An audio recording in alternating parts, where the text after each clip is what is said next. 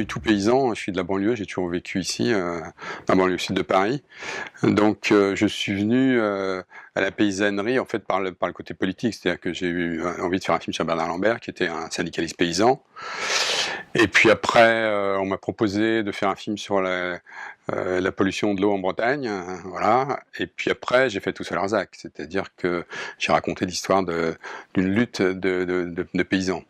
Donc j'ai été obligé de m'intéresser à la paysannerie à cause de ça. Je ne savais rien, je ne savais pas comment ça poussait les trucs, quels étaient les problèmes, etc. Donc j'ai fait comme un étudiant, quoi. Je suis allé chercher dans les bouquins, j'ai rencontré des gens, et puis voilà, je suis sorti un peu moins bête. C'est ça l'avantage du documentaire, c'est qu'on est obligé de s'instruire pour pouvoir réaliser les films. Pour moi, Christophe de Ponfilly, c'est Massoud l'Afghan. C'est un film absolument qui m'a bouleversé. Le personnage est incroyable.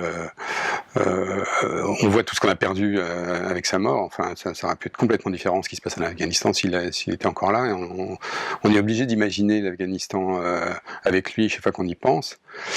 Et puis cette mort incroyable, c'est-à-dire qu'en fait, il est tué par des caméras. C'est-à-dire que les mecs qui viennent le tuer ont piégé les caméras. C'est-à-dire que j'imagine que Christophe de Ponfilly a dû penser à ça jusqu'à la fin. C'est-à-dire que quelque part, forcément, il avait créé avec Massoud une confiance, j'imagine, qui a fait que l'autre n'a pas eu assez de méfiance quand les tueurs sont venus, quoi.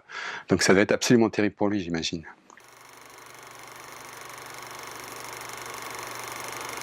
Mais en ce moment, je suis en train d'écrire un film autour de Noël Godin, l'entarteur belge. Donc c'est toute la question de l'internationale pâtissière, c'est-à-dire pourquoi est-ce que ces personnages, parce qu'il n'est pas tout seul évidemment, mais enfin, c'est quand même lui qui est au centre du truc, passent leur temps à flanquer des tartes dans la figure des grands de ce monde. Et donc ça m'amuse beaucoup, l'idée m'amuse beaucoup, et c'est évidemment encore un film politique, même si c'est la politique par le côté du rire.